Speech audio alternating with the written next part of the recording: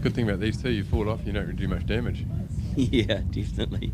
You don't want the $10,000 bills from the flash road bikes. 9 times down of 10, yeah.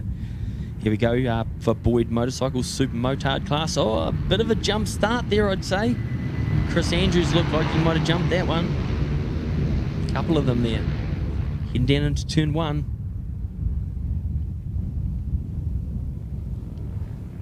Good little bunched up pack, but they all seem to get through. Chris Andrews with the start, but I'd say he will get pinged for that jump start. Yeah, one person goes, someone else they usually have to just react and go as well. So it was quite a messy start there. You've heard it just on the commentator's box. 2 of them there, pinged for jump starts. And here comes John Oliver attacking early. Chris Andrews got out in front in the last one, and boy, they had a good bit of a dicey battle there.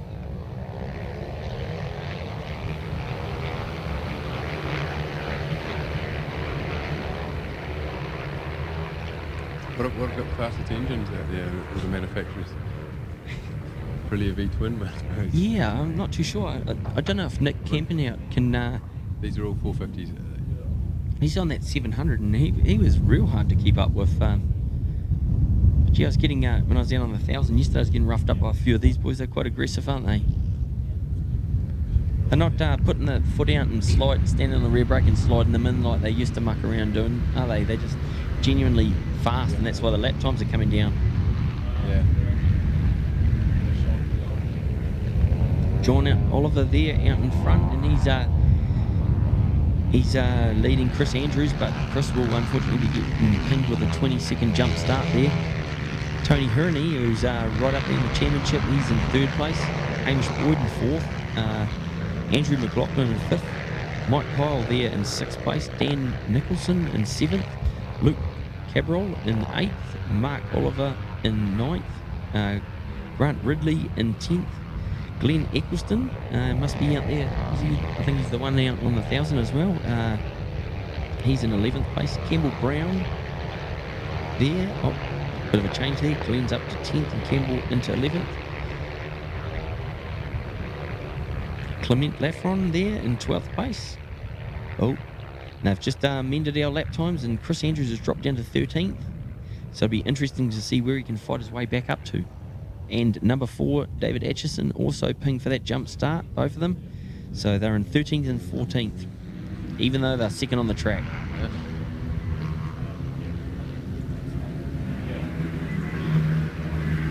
Straight into the 15.9s, that's some pretty sharp lap times, eh? Yes, it is. Sort of overcast conditions, it's a warm track, but it's not raining. The thing it's threatening over in the background. These two are going at it, aren't they?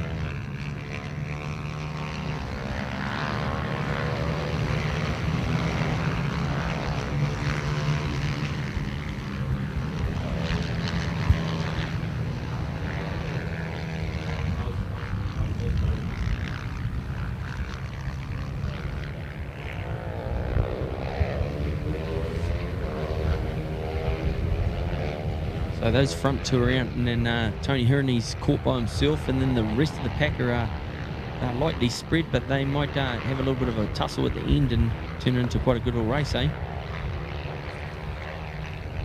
Yeah.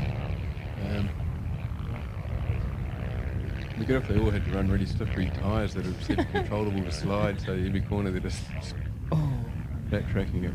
Yeah, I'd really like to still see the dirt section come in, with a couple jumps and stuff like that. That'd be quite interesting.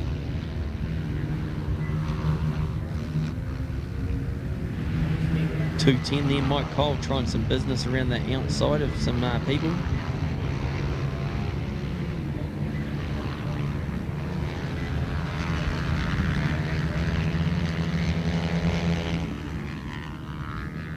Even though Chris Andrews is doing 1:15s out there, he's moving his way up through the pack slowly. David's still stuck down in 14th, and Chris is in 12th place.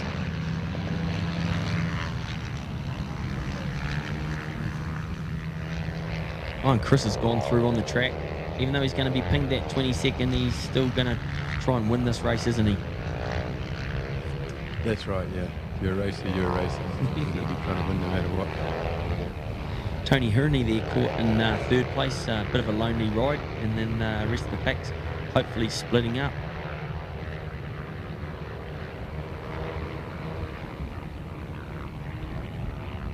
All eyes are on out in the front though. John Oliver and Chris Andrews are really going at it.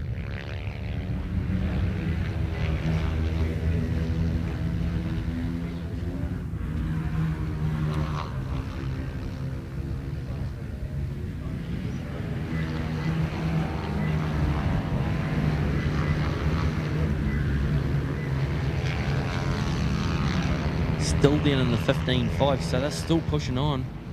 And really sort of walking away from Tony Hurney, who's only in the 16.6. So those two out in front are definitely a step above the rest, aren't they? Yeah, certainly are. Oh, he's gone. Oh, here we go. On the outside. Beautiful move there from John Oliver. This one's going to come down to the wire, I'd say.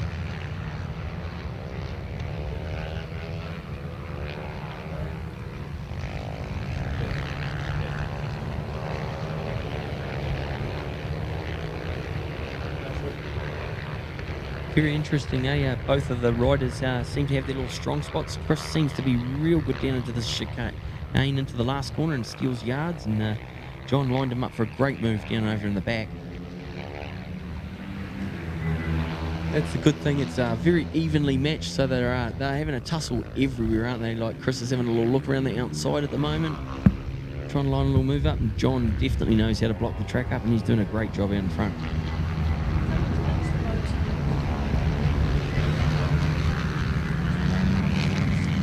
One thing with these motards, for motocross guys thinking about having a go, I rode a CR 500 at Wanganui one year, and I didn't have the 17-inch front wheels, 17-inch wheels, so that's 21 inch front and 19, 18 rear, and put road tyres on. And I went a second lap faster than I did when I rode the same bike with 17s on it. So it's not the end of the world just putting road tyres on your motocross wheels and you're way laughing. Yeah. Probably the biggest gap of the race that we've seen there. John Oliver really pushing on and just trying to get away from Chris Andrews, but here we go again. Chris is right back on the tail. Tony Hurney there on a lonely ride, but then we've got a nice little four-pack bunching up. Oh, with a nice pass down there into that chicane. Checkered flag there. Oh, dragged the line. Great race there. John Oliver on the track. Chris Andrews comes across the line in second place, but once he gets his little time penalty, it'll be quite interesting to see where he drops back to.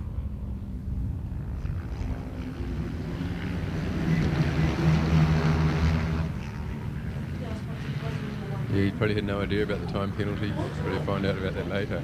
Yeah.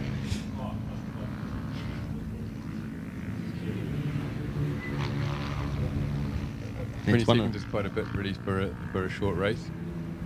I've always been a fan of a bit less, maybe 10 seconds for a jump start if you're not doing a 40-minute MotoGP races.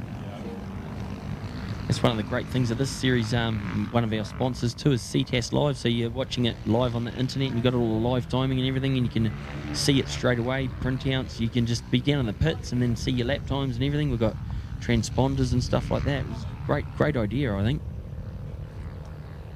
Yeah, it's just there's so much more potential for the give a nationwide audience or worldwide audience. Exactly that, yeah. And it's great when you're down in the pits, you know instantly, you just from your little phone app, you just log straight in there and you can see what you're doing the whole day. There's back in your day, one guy up there with a stopwatch, wasn't he, and writing it down, or you always have to bring your partner along and then write it down on a piece of paper. Yeah, which is a bit better now. People with stopwatches timing other riders, but it's all there in front of you now.